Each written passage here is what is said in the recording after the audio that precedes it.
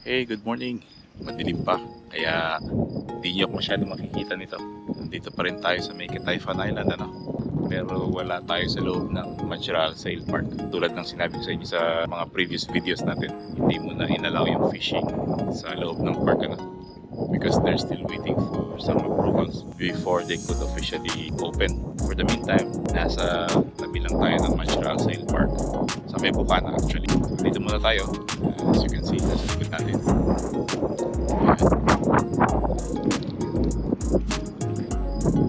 May isang mahabang promenade dito sa may gilid ng Natural Sail Park. Dito muna tayo fishing. Okay, update na lang tayo later. Ito yung dalawang kasama natin, si Lizelle at si Dory. Hello.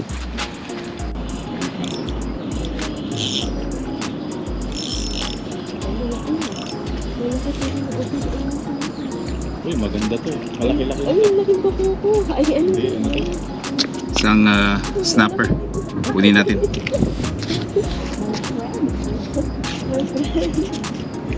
Actually, ang snapper na ganito ay hindi masyado lumalaki to. Pwede to, actually malaki na nga to eh.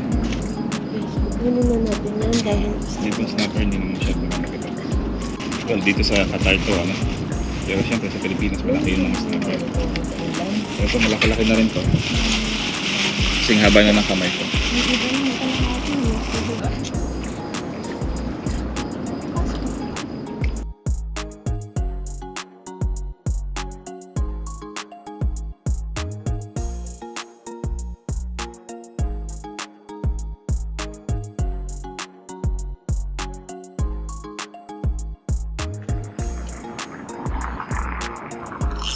Not gonna be. Let me down. Mas magaan.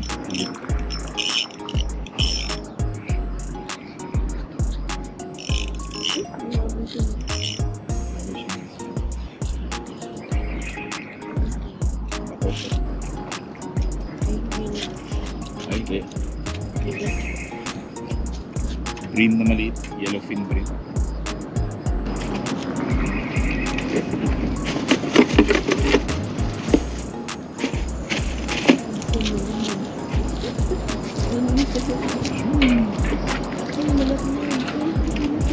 Malaki.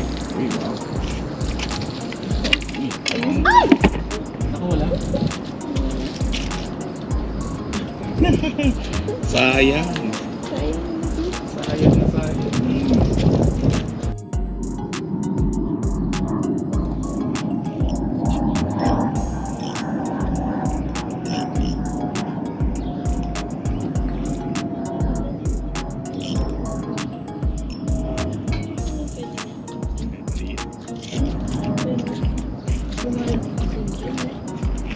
Malaki pa ito. Huwag mo na.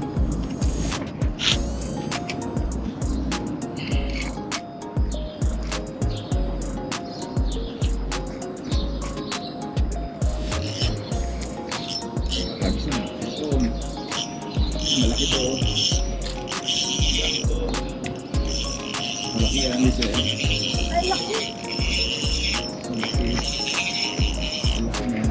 Malaki.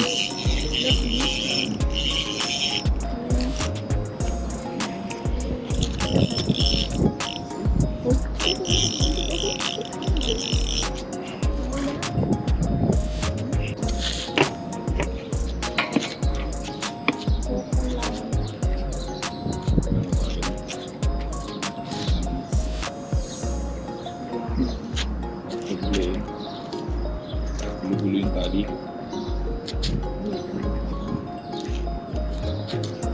Gulo na po. You know, fish on sa Lizelle. Ako po, pwede yan. Pwede yan. Pwede. Pwede yan. Good job. Good job, Lizelle. Gulo na gusto yung tali. Napapatulog mo.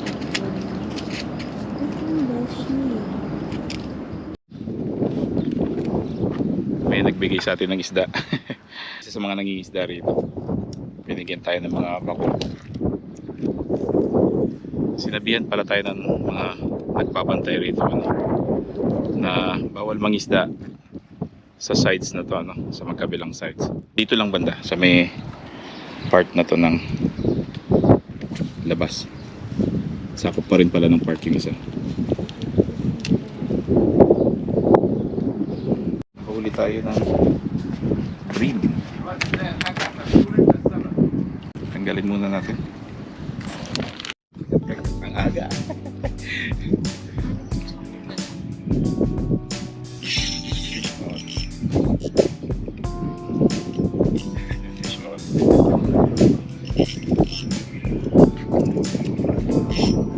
Huwag ka lang sasabit dyan.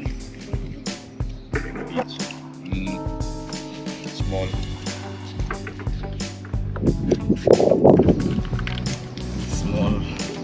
Small porcupine. Huli si Lisel. Kunin mo na yan.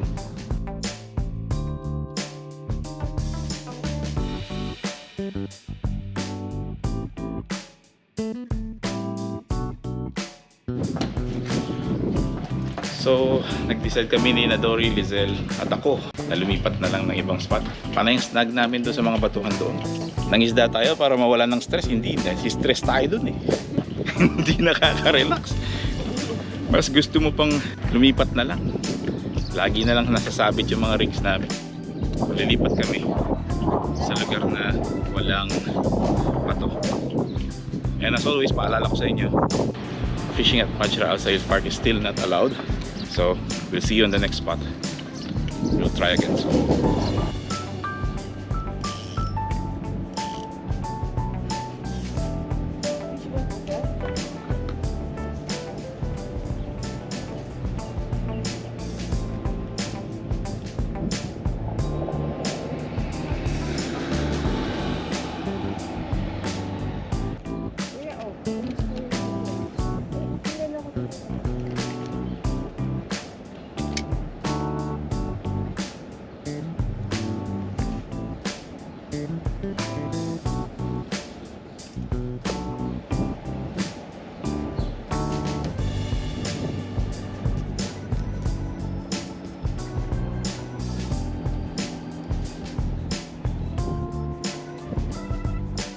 For some reason, tayo lang nandito. Well, merong isang angler doon na mukhang Pilipino din. Maybe pinagbawal na ulit dito. Hindi, may nakabuti na. Wala naman tayong ginagawang masama. Hindi naman tayo nagkakalat. Hindi naman tayo maingay. Fishing lang. Hindi naman natin sinisira yung work na nandito. We're just fishing peacefully.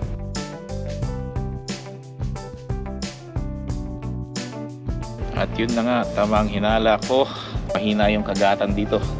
Yun lang, relaxing. Walang stress dito. Which is more important. No stress o no fish? Ikaw. Yun ayaw sumagot eh. Yung asawa lang nagbablog eh. Ilalagay ko ito sa video. Tandaan mo Dapat yan. may fish. Dapat daw may fish. No stress, dapat may fish. Ganun. Okay. Naintindihan ko.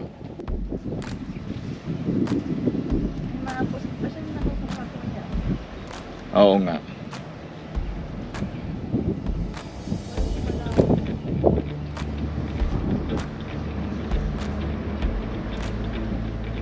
Hey, quick update lang. Wala talagang kumagat na isda rito sa may bagong spot natin. Hindi tayo pinapalad na may kumagat. Mainip na yung mga kasama ko. Kahit sila ayan lalakad-lakad na lang. Punta daw kami dun ni Ate Trory. Ayun, lipat daw sila. Hanggang ngayon, wala pa rin mahuli. So sila daw ililipat doon sa ilalim ng tulay doon. Baka may kumagat kahit kagat na. So yun. Try nyo. Well, as I've said, walang masyadong kagat dito sa spot na to. The pro, however, kaya sinabi ko pro kasi isa lang.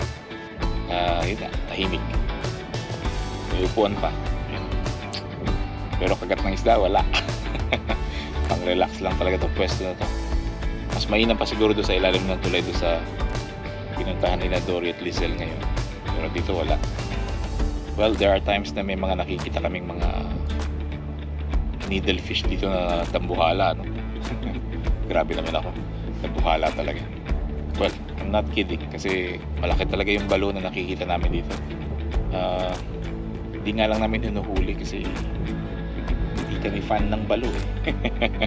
Masarap lang silang kalaban pero as usual, ayaw namin sa balo.